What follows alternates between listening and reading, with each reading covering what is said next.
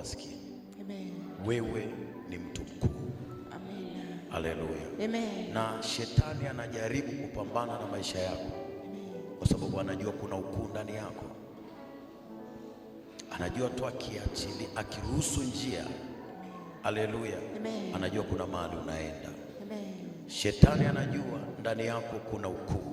Amen. Kuna utawala. Haleluya. Na ndio maana anajaribu kupigana na wewe. Lakini Bwana anasema watashindana na wewe wala watakushinda. Haleluya. Bwana Yesu asifiwe. Amen. Leo tunaenda kuangalia hatari za kutokutimiza ahadi uliyomwahidi Mungu madhabahuni. Amen. Na hii ndio kifungo cha watu wa Mungu wengi. Na unaweza kuona watu wa Mungu hawafanikiwi kwa sababu ya kifungo hiki. Hatari za kutokutimiza ahadi uliyomwahidi Mungu katika madhabahu. Amen. Na ndio maana unaweza kuona washirika wengi kanisani wanalia, wanaomba, wanafunga, wanatafuta uwepo wa Mungu, lakini hawaoni mafanikio kwa sababu kuna vifungo, haleluya, vya kutokutimiza ile ahadi ya Mungu kwenye maisha yao. Amina baba. Haleluya. Amen. Na washirika wengine wanaona kila kitu ni sawa.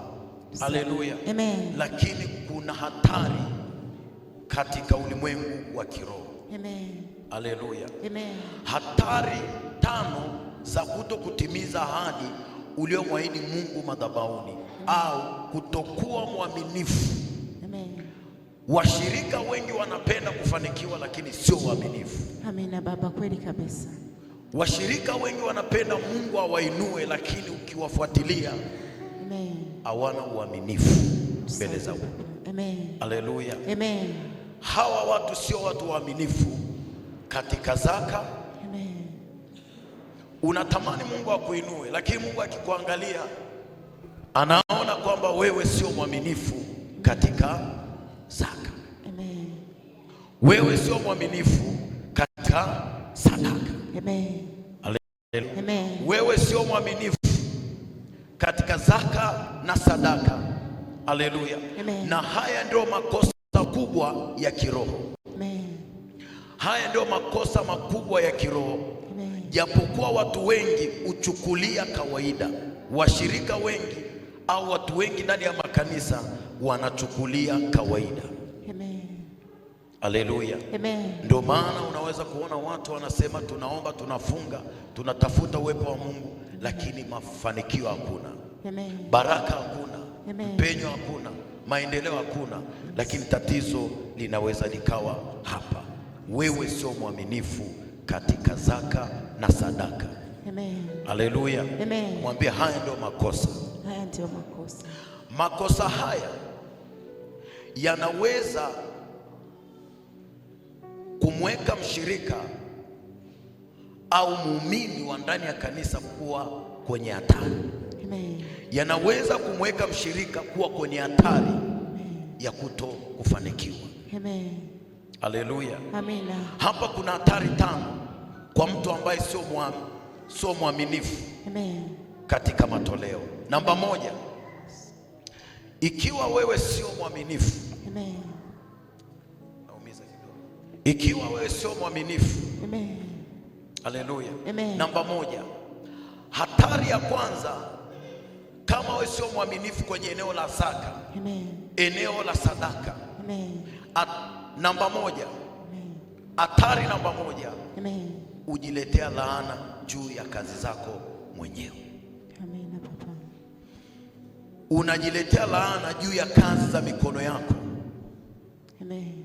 Haleluya. Amen. Namba 1, hatari ya kwanza kwa mtu ambaye sio mwaminifu, anajiletea laana juu ya kazi ya mikono yake.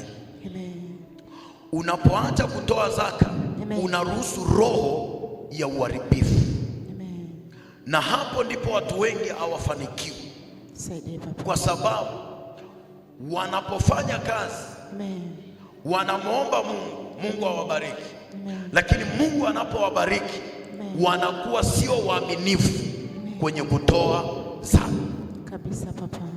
Haleluya. Amen. Na ukimwangalia huyo mshirika anatamani sana Mungu ampeleke viwango vikubwa. Amen.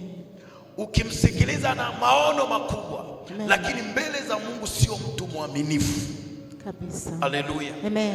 Na usipokuwa mwaminifu, maandiko yanasema ya kwamba unajiletea laana katika kazi za mikono yako. Amen. Unaishi katika laana. Amen. Unapoacha kutoa zaka, unaruhusu roho ya uharibifu kufanya kazi kwenye mikono yako. Kabisa. Maana yake kila utakachofanya ni uharibifu kabisa. Kila biashara utakayofanya ni uharibifu. Amen. Kila kazi utakayoanzisha uharibifu unatokea kabisa papa. Ukiajiriwa mahali uharibifu unatokea. Amen. Haleluya. Amen. Ukienda mahali popote unakataliwa kabisa, kwa sababu Mungu anakuona wewe sio mtu mwaminifu kwenye eneo la zaka. Amen. Haleluya. Amen. Sasa unapoacha kuwa mtu mwaminifu, anasema laana inakuja juu yako. Amen. Laana inakuja katika mikono yako. Amen. Haleluya. Amen. Unaruhusu roho ya uharibifu kuingia katika mshahara wako. Amen. Hata kama umeajiriwa, lakini kwenye mshahara wako roho ya uharibifu inaingia. Amen. Unapata pesa, lakini pesa zinatumika kwa namna ambavyo si njia ya kimungu kabisa. Unaweza ukapata mshahara wa milioni moja. Amen. Lakini ndani ya wiki mbili ukawa umeisha wote. Kweli kabisa papa. Ukiangalia ulichofanya uoni, ukiangalia umefanya maendeleo gani uoni, lakini umepata milioni, hela yote imepotea kabisa. Haleluya. Amen. Ni kwamba unapoacha kutoa zaka, unaruhusu roho ya uharibifu kuingia kwenye mshahara wako. Amen. Au kuingia mashambani mwako. Amen. Unalima lakini upati kabisa. Upati nini? Mavuno. Upati mazao. Amen. Unawajibika, unabidiza kila namna. Amen. Haleluya. Amen. Baba, mimi nina bidii ya kufanya hiki, lakini kama sio mwaminifu, kuna mahali hautafika kwenye maisha yako. Amen. Haleluya. Amen. Kuna mahali hautafika. Amina. Roho ya uharibifu itafanya kazi kwenye mshahara wako. Roho ya uharibifu itafanya kazi kwenye mashamba yako. Amen. Roho ya uharibifu inaanza kula pesa zako.